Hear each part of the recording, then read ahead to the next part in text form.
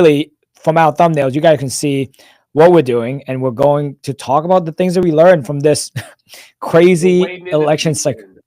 I know, crazy election cycle, but there's so much to be learned from like business and marketing perspective. Honestly, you and I talk off camera about this, and we're like, this is a good lesson that we all can learn because we're pretty fresh into it, considering it just happened last night. Yeah. And I would say this too. It's like, anytime you wade in here, we're not gonna pick sides in this case. Yep. Um, Although I think we have to almost in a sense, if you look at the results, one party did really well and the other one didn't do as good as expected. And I think there's a couple of things that at least we've identified that might be reasons why. So we're not talking policy. We're not talking, this one's better than that one. We're just simply talking about the lessons learned from going through the cycle and successes and maybe mistakes made, on the different sides that ultimately ended up in the result that we got last night. Yep. Yeah. So, all right, man, let's kick it off. Let's see. Yeah, I'm pretty. I made some notes. We kind of talked off camera. So to me, we identified like five, I think, lessons that we can take away from the results. And I think the first one is I think it's really poignant because of what um, polarizing figure Donald Trump is. Like Mhm, you either love him or you hate him. Now, obviously, there's people in the middle, but mhm. he either creates this affinity or just gets your blood boiling. And so I think Yep. the first lesson really is just be yourself. We've seen Trump. We saw him on TV for years before he ever got into the political arena. Once he got into the political arena, he hasn't changed. Yeah. People say he says mean things. He's derogatory. He's bombastic. He meanders when he talks, but that's who he is. Mhm. Like, most of these politicians have consultants and coaches and they try to change their delivery and, get them to kind of soften the tone a little bit. But Trump has never once done that. He has always stayed true to who he is. And I think that's what his base resonated with. Like they appreciated the fact that he speaks his mind. He's not Yeah. afraid to kind of get down in the mud, so to speak, and sling the mud and fight back and push back and really get his narrative across. And so I think that's one lesson we can take away is don't try to change who you are. Like be who you are. And in doing that, you'll attract the kind of people that you want to work with Mhm. and you'll repel those people that you don't want to work with. Now, obviously, as a politician, you want to attract all people, but as a Yeah. business owner, I think it's really important, and we've talked about this a lot, to build your brand that's going to attract the type of clientele, the type of patients and prospects and partners that you want to work with. And one of the best ways you can do that is just to be true to yourself in all settings and don't try to change who you are to try to please everybody. Be yourself and let the chips fall where they may, so to speak. Yeah. And I think that I, so this is what's great is that I think we're so used to social media. We only have like 30 seconds to say how we really feel. And it's trained us to speak on soundbite, Yeah. right? So like where if you look at both candidates, one speak for like 2 hours, the other one speak in sound bites. And I think Yep. people are just kind of fed up with the soundbite kind of perspective. And if you want to make good informed decision, and when it comes to your health, people should make good informed decision, right? Yes. So, that's why being able to express, your philosophy, how you treat, like your approach, let's say like to ACL rehab, to any performance-based rehab, return to play. It's extremely important to be able to articulate and be concise with like, hey, here's the game plan. Here's what we do. Here's where you are. Here's where you're going to be at the end of this. Here's how we're going to get there. Right. Yeah. There's a plan in place rather than just saying like, oh no, this is just what we do. Like that doesn't work. Maybe it Yeah. worked um to some people, but if you're going to charge premium, right, you can't just say those things like, oh, I just been doing this for 20 years. That doesn't Yeah. work. Like you Yeah. can be doing the wrong thing for 20 years, Yeah. right? I, And yeah. go I was ahead. gonna say, and I think that really speaks to, like, for example, our good buddy Jamie up at Mhm. Rehathletics, New Jersey. Shout out to Jamie. He's been on social media a couple of times, kind of pushing against the narrative of the healthcare model and of, PT and how it's delivered and the approach. Hmm. And he's gotten some pushback and he's gotten some flack, but he stayed true to who he is and his beliefs and his philosophy. And again, it's probably going to turn off some people, but at the same time, it's going to attract a whole lot of the people that agree with him, that agree with the need to change the model or the style or the approach or whatever the case may be. And so again, it's won him some followers. It's he's starting to build his herd of people that appreciate what he has to say. The fact that he's not afraid to put himself out there, subject himself to the slings and the arrows. And so I think it's important that we keep that in mind, that as you do that, as you take those risks, as you push against the traditional model or traditional narrative that's out there, the Hmm. traditional approaches that are being taught or that have been done for years, you're going to get some pushback, but that's okay, because Jamie's elevated himself in a sense to those people that appreciate what he has to say. Hmm.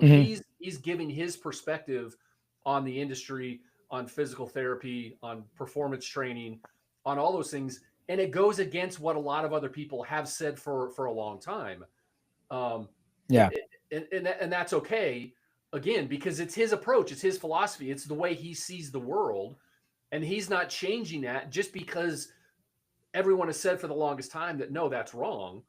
He's Hmm. willing to put himself out there, and so that's the invitation, I guess, is take your approach, take your style, take who you are as a clinician, as a business owner, and let people know what it is, and let the chips fall where they may. You're going to get some pushback. You're going to take some arrows, but that's okay, because there are people out there that are looking for you and for your message and your style and your approach. Yeah, and I think that's go to the next point that you had, which is speaking on someone's pain point.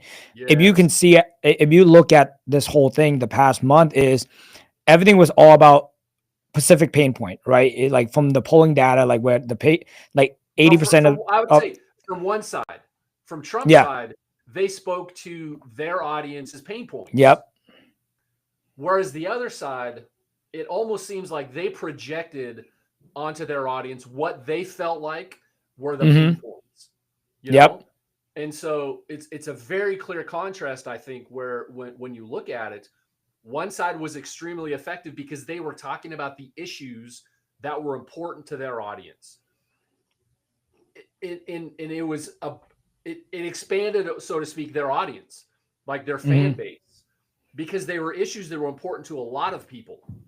Whereas I think, again, on the other side, on the Democrat side, they focused in on a couple of key issues that I think they thought and they wanted to push as the hmm, big issues that were important.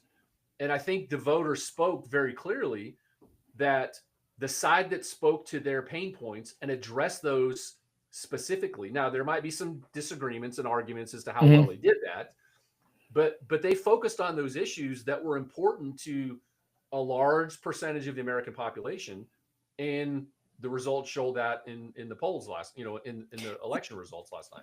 Yeah, from a clinician and healthcare provider perspective, this is like you go into your doctor and they're just talking at you. They don't spend time to listen to how you feel. How does this injury make you feel as a person? What's your biggest concern? It's like you go in, they spend 15 minutes with you, like, well, here's what we're gonna do, this and that, right? Yep. That's great, but it's good to spend time be like, hey, what's important to you? Like, Yep. why does this issue matter? Like, how do you feel? Like, all right, after you heard your ACL, like, what's the biggest concern? How do we address that? And I think not taking the time to figure out, that's the issue of the current, traditional model. And if you're going to have a successful clinic, you got to meet people where they are Yeah. rather than telling them, what it is, right? You need to do a little bit of both. But I think people need, in order to build rapport, you need to see like, hey, why are you struggling? Like, are you having a hard time going up and down the stairs? Okay, great. Now here's how we're gonna address that. Okay, when you go back to your first game, that's gonna be really hard. Yeah. Talk me through about like what's the biggest concern to you when the first time you go back to playing soccer, playing like doing scrimmages and all of that stuff. And if the patient doesn't feel like you understand their pain point, they're not gonna work with you. Yeah. And I would say, let me add one point before that one, that leads into that second one. And that's, you got to get to know your audience. Like, Yep. before we can talk about their pain points, we have to understand who our target audience is. And so just like you said, like, you've got to spend time understanding who they are, what their concerns are, what their health history is, what their exercise slash, competitive, playing experience is, what are their goals, what are their aspirations, so that you can then step 3 address those pain points. But if we don't spend time understanding who the target is, who we're trying to talk to, again, you kind of just end up throwing stuff against the wall and hoping that it sticks. And so, and we talked about this a couple of episodes ago with the story brand stuff that you guys went through. Like, you have to get really clear and very specific on who are you talking to. And once you've identified that and you understand, like, you can put yourself in their shoes and understand their thought process, the things that they're going through, their goals, the objections or the hurdles that they might have to overcome in order to be able to get where they want to go. Like, getting really deep and really detailed on that allows you to really hone in and create messages, sales scripts, treatment plans, whatever the case may be, that are going to effectively address those concerns, those desires, those goals that your target audience has. Yeah, I think the issue with the medical field in general is like clinicians make it more about them rather than the people they're trying to help. Yes. Right. And again, we get super clear here at Myo Connect. So like the people that are going to come see us, they're going to be having season ending injuries. They've probably been to other PT before, have bad experience. So, all right, let's address what those bad experiences were. So that way we can kind of guarantee them like, hey, I can guarantee you're not going to have those kind of bad experience because we have this kind of model, right? Oh, because you went through that, this is why we have this. Oh, I can guarantee you that's not going to happen because, we specialize in this and that. Yeah. Right. So now it's like you get to list who they are psychographically and what their problems are, like both physically, emotionally, and then you address them point by point. Yes. I mean, right. As a business owner, as a clinician, how much clarity and confidence does that give you in your ability to deliver results? Like, going in, understanding this is who they are. These are the usual things. Like, it helps you understand and know which questions to ask, what the potential objections might be when you present a plan of care, like what the hurdles might be that they might have to overcome in order to achieve the results that they want. Like, it just gives you so much clarity and confidence in your ability to not just present solutions, but deliver on those results. And like you said, be able to guarantee those outcomes if they fulfilled their part in the process, because and understand how your process and how your solution fits into the things that they're trying to achieve. Yeah, in some way the process is and the solution are the same. Yes. Yep. Because if you don't have that process in place to address the solution, the pain point they're going through, there's going to be a huge disconnect. There's going to be a huge gap, and you're not going to be able to build trust that way. And if you can't build trust, people are not going to take, their credit card out of their wallet and be like, hey, okay, great, I'm going to commit to this, and I'm also going to drive X amount, and I'm going to come in X amount of time per week. Yeah, but also I think too is having that, again, being very specific about who your target audience is. It allows you to focus your energy and your attention on those particular people. So instead of trying to be all things to all people, seniors, like occupational, injuries, no, you're talking to athletes and active adults, active people that want to perform better, live longer, perform better, whatever the case may be.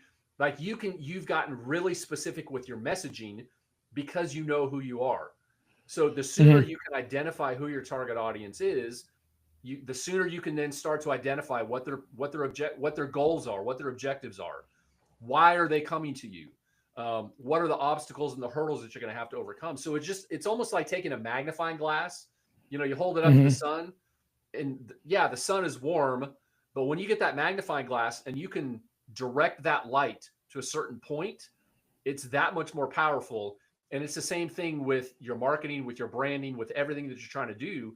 The more you can concentrate that energy and that power on that target audience, the more effective you're going to be, the better results you're going to have. No, great analogy. So first one we talk about be who you are. Authenticity is huge. Understanding your audience, who you're looking to serve, and then speak on their pain point. And then what you got for the fourth one? So the fourth one, you kind of actually already touched on it, but we can't get stuck in the past. Like I think this election cycle, I think it opened a lot of eyes, especially those in traditional media, because if you look at all the different ways. Now we saw social media and the internet, with Barack Obama. He was the first one that really started to use social media to get the word out and to generate excitement. So we've already kind of been through that, but that was a new paradigm, in 2008 when he started doing that. I think this one, we really saw the introduction of long form podcasts and independent media sources as being a source of information that people are going to. And so not that we're necessarily talking about, just that, but I think the idea that you have to be willing to embrace new channels, new markets, new ways of getting your message across and not being tied to those old models, because especially nowadays with the advent of technology, social media, the internet, AI, man, things are changing so fast, and you've got to be willing to adapt and utilize those new methods, the new media, so to speak, in order to get the word out about your business, the services, and the way that you can help. Yeah, and the new media is so big, man. Like if you look at the accumulation of views, especially when Trump go on Rogan, I think across all platforms, it's close to 150 million views. Yeah. Another one, That's for example, is Tucker Carlson. Like when he got fired by Fox, everyone's like, "Oh, it's the end of Tucker." No, he's probably bigger and stronger than he was, and he controls the message. He's not beholden to the CEOs and the board and the stockholders, and I mean he can just put out whatever message he wants to put out. And so as a business owner, like all this stuff's available to you, like Trump, Rogan, Tucker Carlson, like any of these big platforms online, they're not doing anything that you as a business owner can't do. Like you have a media machine in your pocket right now, I bet. Like you have a computer, set up your YouTube channel, get an Instagram account, heck, TikTok. Like there's so many different ways that you can get the word out and do it unfiltered, uncensored. Again, be who you are authentically and reach your ideal market just by simply embracing the opportunities that are there in front of us. Yeah. And I mean, my favorite example, I always say this, like as a business owner, your leverage is that you're small, that you can do these things. If you were in a bigger company, it's going to be hard for you to go out and then say how you feel, and especially your principle, what you believe in, of how you can get the patient better. Right. The prime example is that Haktua girl who like went viral and now has her own podcast, which is like number 3 podcast is Rogan, Tucker. Well, number 4, call her daddy, and then her. Right. And then I just did a quick Google search. Dude, she's worth 12.5 million. In a matter of a few months. Yep, exactly. But that's how you leverage the new media. There's an old way of doing things, right? Old way of doing things. We want to talk about, like, yes, like you go to doctor offices and all that stuff, which is huge. You can still do that, but you can't just pick one thing or the other. You got to do kind of all of it. Yeah. That's like, look, I mean, from this podcast, we went audio only. Now we're doing videos. Now we're going live. Like we're just trying to get more of the information that we have to help other clinicians to grow. If we're doing it for you guys, like you got to do it for your own business. So that way you can get more people to believe in what you do. Because people are you say this all the time, Chestin. I love when you say it's like people like to do business with people that they like. Yeah. Yep. So it's absolutely big. And then go ahead. No, I was just going to say, and I would add to that, like, don't get stuck in the past. Like, we're talking specifically about media and communication, et cetera, et cetera. But I would also say, like, traditional models, and I mentioned it earlier, but just traditional ways of delivering care, of getting results, of, doing things the way that because that's how they've always been done. Like, don't be afraid. Like, you are the expert. you know how to get your patient's results. So if that means that you have to do it slightly different than what the traditional model is, and I don't know what that looks like, but don't get stuck in don't get stuck in the old ways just because that's how it's always been done. Hmm. You know, I don't know if you've heard this story, you know, but basically, lady's making a Christmas ham or whatever it is, and she cuts the end off the ham and bakes it. And someone says, "Why do you cut the end off the ham?" She's like, "Well, I don't know. That's just the way my mom always did it." So she goes to ask her mom and says, "Mom, why do you cut the end off the ham?" She's like, "I don't know. That's just the way my mom always did it. So I've always done it." So then she then goes to ask grandma. She's like, "Grandma, why do you cut the end off the ham?" She's like, "Well, I didn't have a pan big enough. So that's the only way I could get it to fit in the pan." So it's like, why do we do the things that we do? Like, make sure you understand the reason why. And if something doesn't jive with your approach, with your philosophy, with your best way to get your patient's results, don't be afraid to change it. Because again, it's you, it's your brand, it's your authenticity. And go ahead and again, just be skeptical and always ask, why am I doing this? Like, if there's a Hmm. better way to do it, don't be afraid to do that. Yeah. And it's, again, there's something that you can do. Like Dan Kennedy talk about, like, like, don't ignore print media, like newsletter, all of that stuff, email or direct mail, Yep. extremely important, right? But if you have direct mail and you have podcasts and you have YouTube and you have all the social media, now people consume information differently. Yep. Yep. And that's the Absolutely. whole point. That's why you look at the legacy media, like they're struggling because not everyone's, they're no longer the trusted source of information, Yep. right? Yeah. If you look at traditional healthcare model, like the traditional PT, the traditional doctor, they no longer the trusted source. They Yep. want to go to someone that, like, hey, I understand this is a real concern, right? Like, Yep. tell me the risk Yeah. associated with the decision I'm going to make, and then I can make an informed decision. Absolutely. And I think that's what people want today is they want, I hate one of the reasons I think the legacy media has lost so much trust is because they don't think we're smart enough to make our own decisions. I think they Hmm. think that they think that they're that much better and that much smarter than we are, and so they have to tell us what to think, how to behave, et cetera, et cetera. I think people have woken up over the last decade or so to the fact that no, I'm smart enough to make my own decisions. Like, give me the Hmm. information that I need, and then let me make that decision. And so, as a business owner, again, moving forward, understand that your patients, your prospects want to make their own decisions. Make it easy for them. Give them the information Hmm. that they need. Let them get to know you, your approach, the way that you do things, why you do it this way as opposed to this way, and then let them make that decision.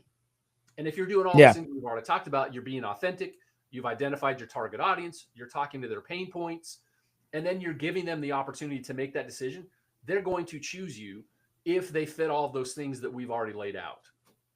Yeah, in the medical field, we just call this white coat syndrome, right? Where a doctor come in with their white coat and like, oh, yep, I know better. You don't Yeah. know anything, and I'll make decision for you. Yeah. Nobody wants that because at the end of the day, the patient are the one who paying. Yes. So, like, if they're going to be paying, they want to make sure that they're paying for the right thing that's good for them, Yeah. not because what you Especially think in a is good for cash them. pay practice, because Hmm. they don't have their insurance dictating what they can and can't do. So, Yep. if you're cash pay, like, it's even more important because you have to sell the patient on the things that you want to do. And so you have to get really good at helping them understand why it is you're doing things the way you're doing them, why you don't take insurance. Like, what are the benefits to them? Like, you've got to explain that to them so that they then can make that decision for themselves. Yeah. And dude, let's close it up on the last point because this podcast has been a banger. Yeah. That's So the that's what I last would one say. Yeah. is, yeah. So, I heard something the other day where, they called the team that Trump had assembled of, RFK Jr., Tulsi Gabbard, Elon Musk, people that that traditionally would have been Democrats. Hmm. They called them dark MAGA, like Yeah. like the Avengers. But the lesson here is, again, surround yourself with good people with differing views. Like, I guarantee you that those people, Trump and the team that he's assembled around him, don't agree on everything. Hmm. And I would push back on Mark Cuban's statement that he doesn't surround himself with, strong, intelligent women. He doesn't like to be challenged publicly. I've heard and seen enough people say, no, he wants that. He wants that pushback. He wants to know Hmm. why you're thinking that. And so what I would say is look for people that don't necessarily see things the way that you do, but have good qualities that you can utilize to help grow your business and grow your brand.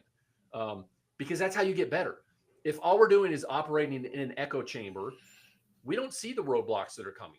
We can't see around the turns. We haven't thought about all the contingencies or about all the possible ways that things could go wrong. So don't be afraid. First of all, find good people. But then, second Hmm. of all, they don't have to always think like you do. Yes, you need to be aligned philosophically in terms of, the type of care you want to deliver, how you want to approach it. You as the business owner set the direction, set the tone, set the brand. But don't be afraid to surround yourself with people that are going to challenge your viewpoints. But then once you've kind of debated the way that you're going to deliver that, that they're going to go out and execute on those things that you've agreed upon, because that's how Hmm. you build a strong, solid company that you as a business owner allows you to step away, take a week off, take 2 weeks off, take a month off, and know that your business is going to continue to grow and expand because you've surrounded yourself with a team of leaders, of doers, of executors, of people that you can trust to do the job that needs to be done.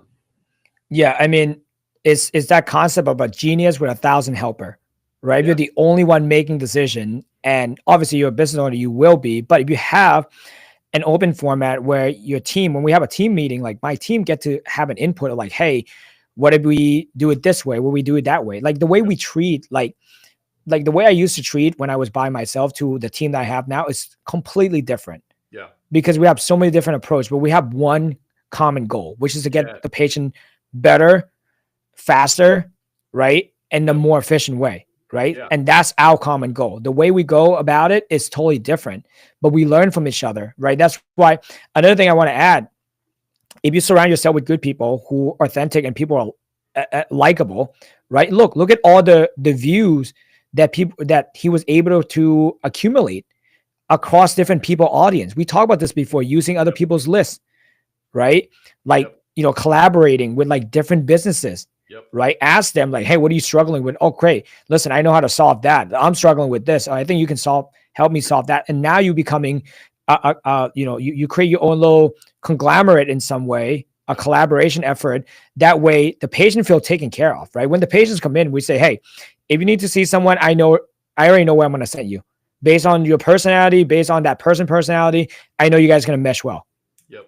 So real quick, just you as a business owner, how does it feel to come to to actually go away and not be in your business, but know that you have good people in place that are going to continue to do things the way that they need to be done? What is it? How does Well, it? dude, it's How liberating. yeah. It's just liberating. I think that's the one word I would use. Is that's the definition of true freedom. Like, are you able to know that you have drivers in your clinic that Yep. to help move the ball forward, right? And Yep. that's what we're building for. That's why culture is important, and Yep. surrounding people with like-minded. They might have different skill set, but as long as there's a common goal and they're willing to listen and you're willing to listen, I think that's the biggest thing, Yep. right? That's how team become like super team, Yep. right? I mean, how many times you and I seen, listen, do you remember when it's Kobe, um, was it, is it Steve Nash that was on the same team on the Lakers? Yeah. Um, Towards the end of and his career. then that just didn't work, Yeah. right? Look at the Brooklyn Nets, the big three, that didn't work, right? Because there's no collaborative effort. Yep. I mean, I It's one hate of to those say it, things. he's a phenomenal player. Or James Harden. Yep. Like any team that they've been on, any super team,